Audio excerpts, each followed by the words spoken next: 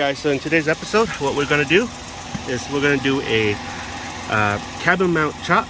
As you can see, this area right here is really close, and if you can see the sheen there, it's because this tire has been rubbing. You can see here, you can see the rub here.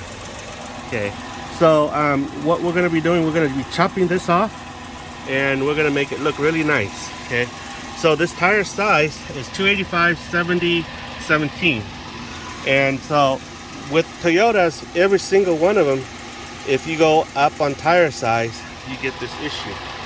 Okay, if you don't get that issue, you're gonna get a rub somewhere here, and you're gonna have to trim that too. But for this one right here, what we're gonna do is we're gonna chop this, and so that we won't have an issue.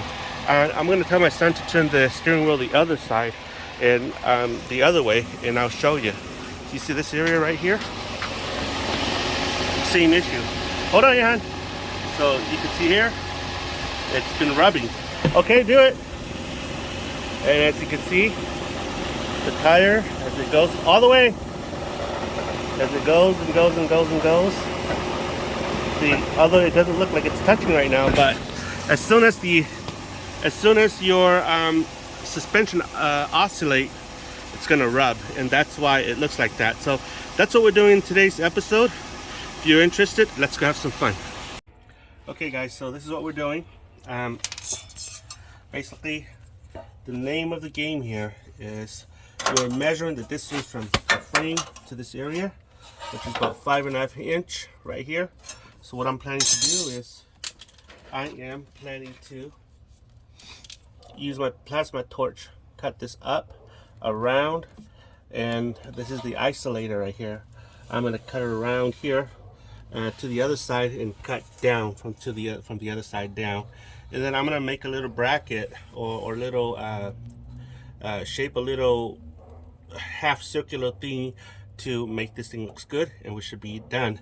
If you could see here, this is where the tire's rubbing, so we've gone a little bit beyond where the tire's rubbing, and so we should be safe from that point on.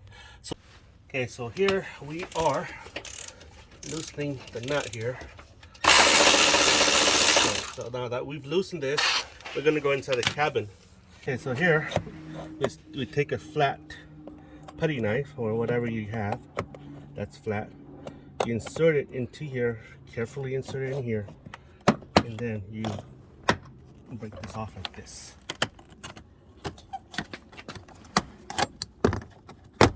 And this thing just pops out.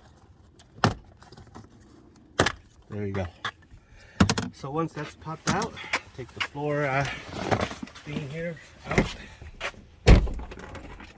and then this is where we are going to attack.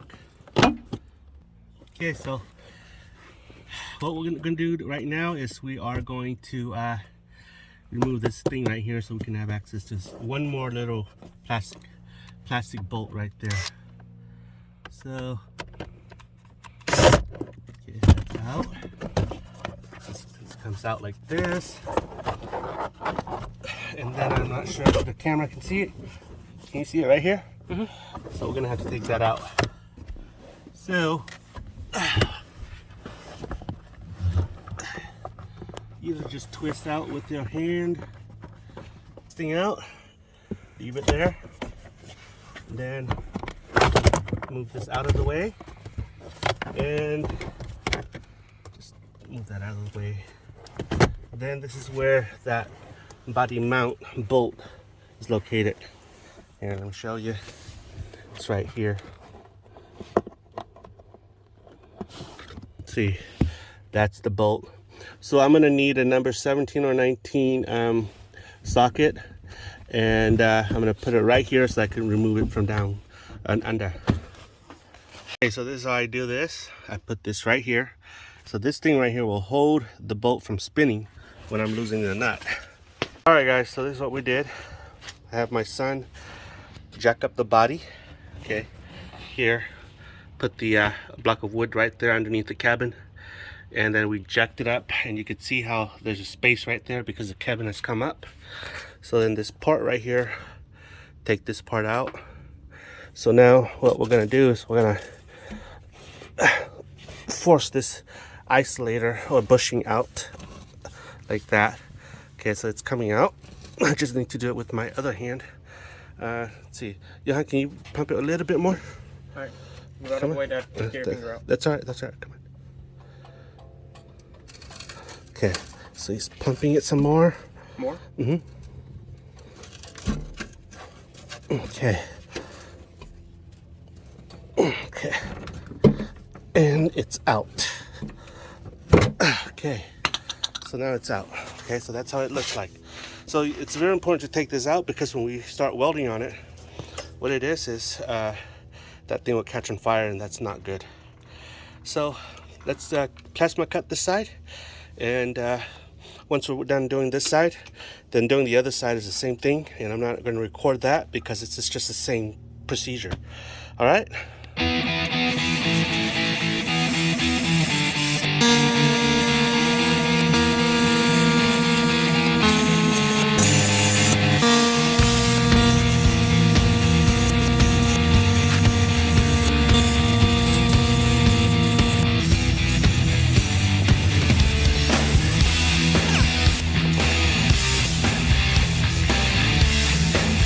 Okay, so we've cut the mount here and shaped it like this, right? So what we're going to do is we're going to use this as a template. Wraps around this area right here like that. And so what we did, we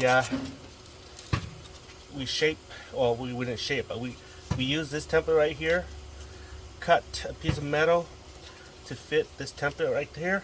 And what I've done here is I've bent it to shape. And I'm going to start welding little welds, and I'll show you how it looks like afterward.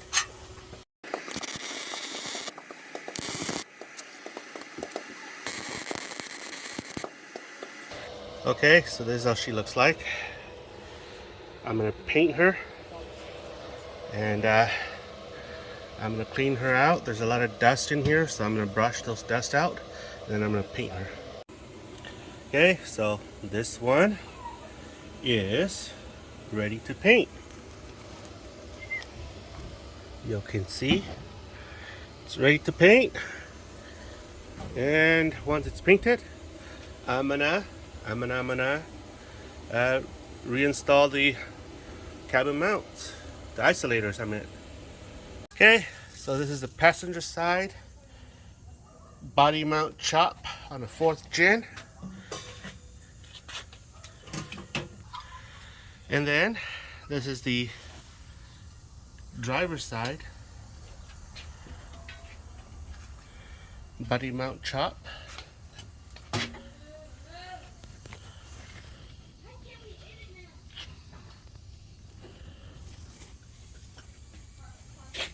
So she is done.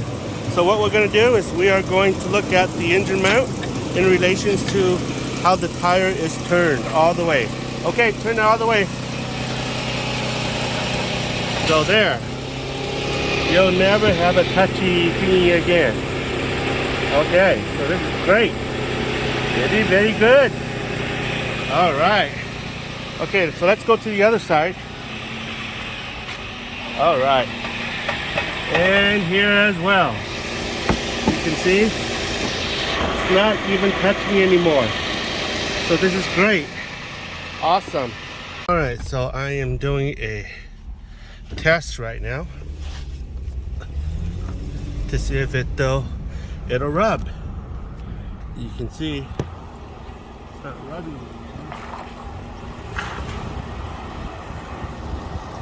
Really?